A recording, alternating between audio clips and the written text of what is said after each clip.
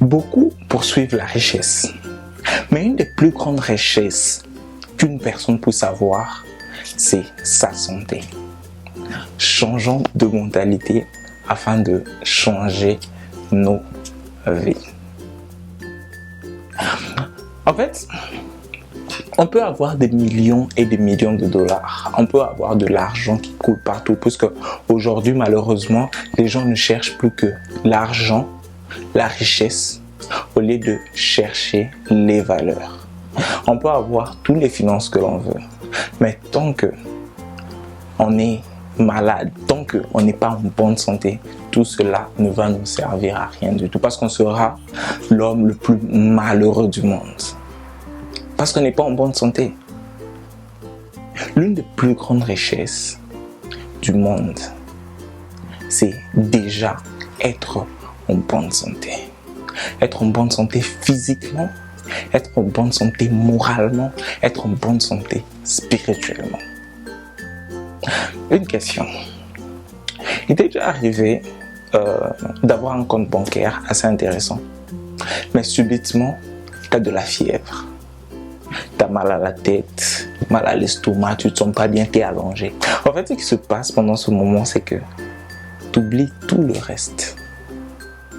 Il y a juste toi et cette maladie qui te hante et qui te fait mal.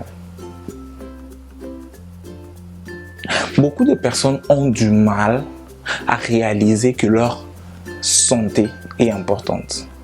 Et ils s'en rendent compte seulement quand ils sont gravement malades.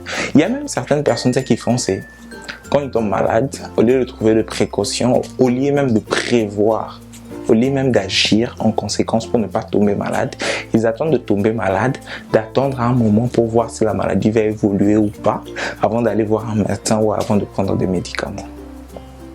Mauvaise façon de faire.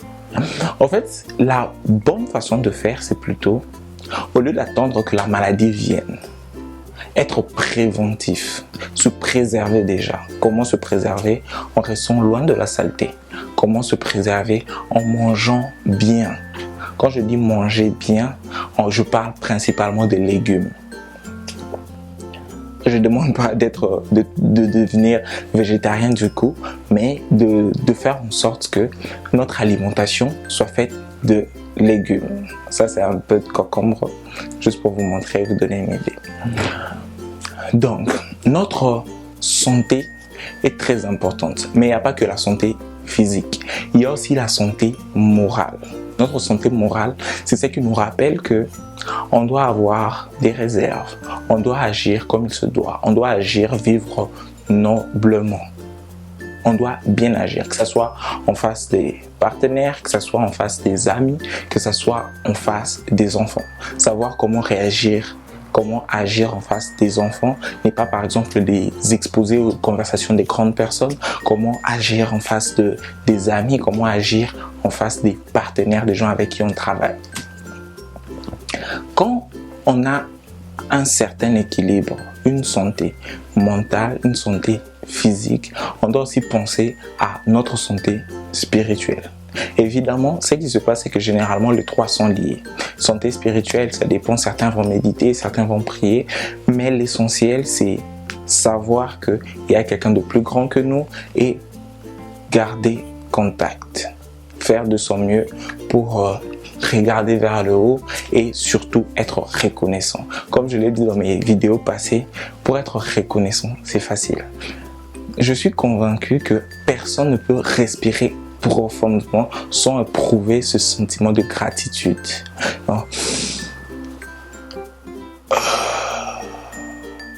C'est automatique. Mais évidemment, la majorité de personnes ne se rendent pas compte de ça parce qu'on a tendance à respirer superficiellement et rapidement.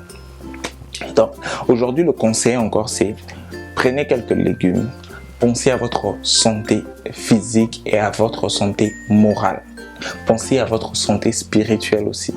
Parce que tout ce que vous allez entreprendre, tout ce que vous allez faire dépend en fait de ces trois facteurs. Vous pouvez avoir tout ce que vous poursuivez. Si vous êtes en déséquilibre par rapport à ces 3 facteurs, la santé morale, physique et spirituelle, rien ne va marcher, vous serez malheureux. Soyons préventifs, essayons d'éviter les désastres, concentrons-nous sur ce qui est bien, concentrons-nous sur ce qu'on est en train de poursuivre, sur le but qu'on s'est donné, mais n'oublions pas le plus important, notre santé, notre corps, notre santé morale et notre santé spirituelle. Si vous avez aimé cette vidéo, partagez-la et à bientôt.